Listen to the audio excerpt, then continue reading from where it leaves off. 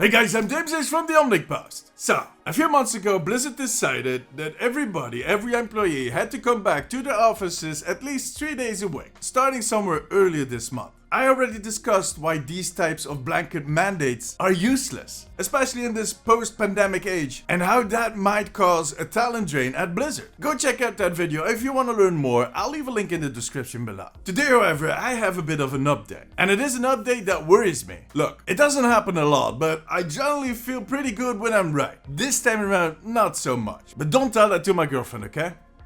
This is between the two of us.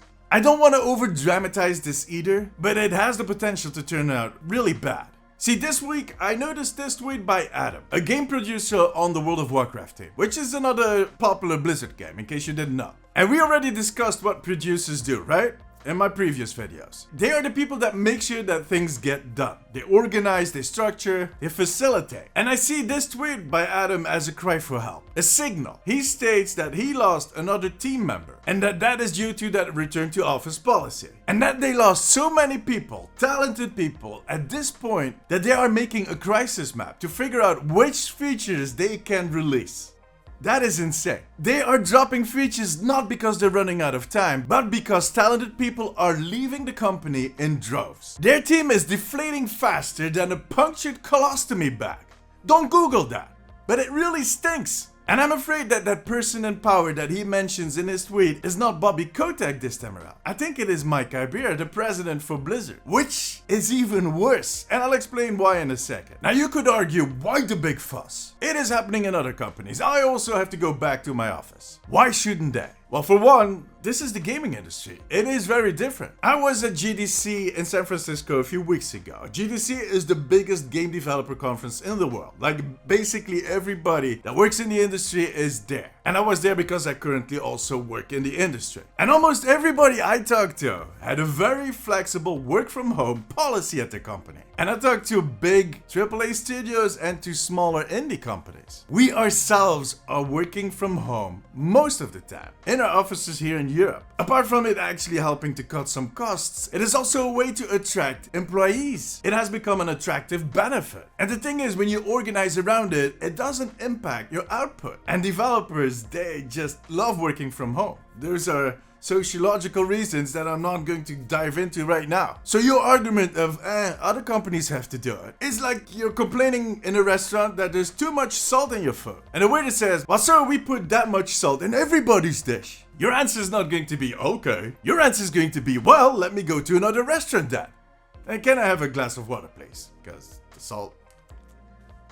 A second thing to keep in mind is that a lot of the people that they hired after that first wave of people abandoning Blizzard back in 2020, remember that? Well, a lot of those people were hired on a remote contract. And they happen to live in parts of the world where Blizzard doesn't have any offices anymore, because they closed them down a few years ago. It is mind-boggling, but the execs at Blizzard seem to be blind for evolution. Evolutions within the whole industry, where we live in that post-pandemic age. And in an industry where they are no longer one of those few really big studios. There are plenty now. A lot of their competitors have grown a lot in the last 2 years. And above all, Blizzard is not as sexy anymore. They are no longer that studio where every game professional wants to work. There was so much drama in the last 3 to 4 years at Blizzard that people see other opportunities and think that those might be better. They lost all of that appeal, but the execs don't seem to notice that. I don't know why my voice did that, but it was funny.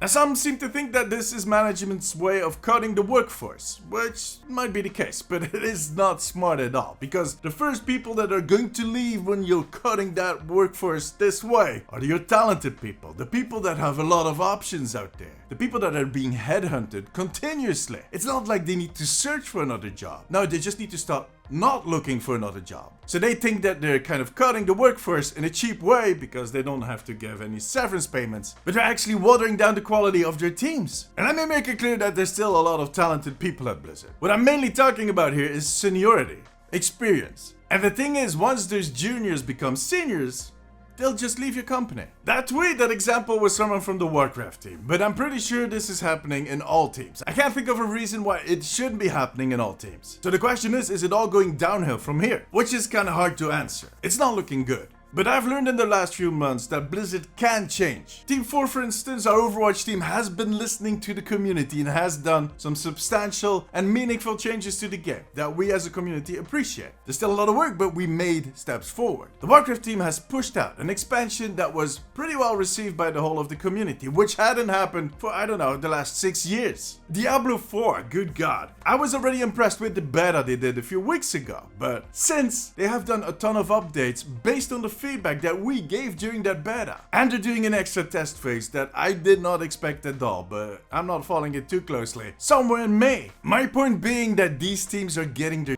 together. Pardon my French. My point is, and there's going to be a few bleeps from now, but my point is that these teams have their together.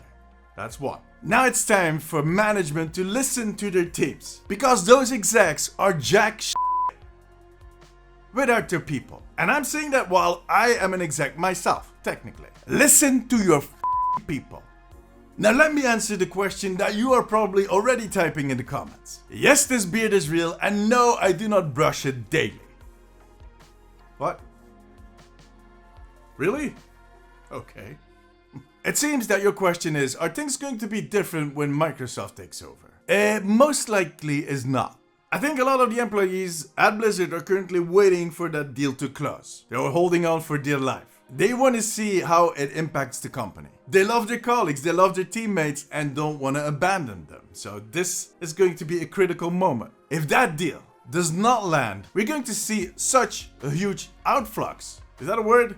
I don't care. Of people at Blizzard, it's going to be disastrous. Now, there are a lot of doomsayers out there that say that the deal is not going to close, that it's not looking good. And I think those people kind of underestimate capitalism. This is politics. It's the dirtiest game that humanity has ever played. And I'm talking about politics, not about the Activision Microsoft deal. And I'm pretty sure we're going to see it land just in time. At least that's my opinion. I think there's too much at stake. There's way too important and influential people involved in this. But even when it lands, I feel like currently the big issue is not Activision Blizzard, but Mike Arbir, their own president of Blizzard, who will still be running the company once they close the deal. And unless all of this is just Bobby forcing him to do all of it, by, I don't know, kidnapping his pet hamster, I don't see how it would change after Microsoft comes in. We'll see. I really hope I'm wrong on this one. Because if I'm not, if this continues, the games that we love, they're going to be in trouble.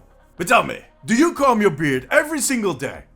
Let me know in the comments. Join me during my streams on twitch.tv/DamesTV and make sure to subscribe for more updates on Overwatch.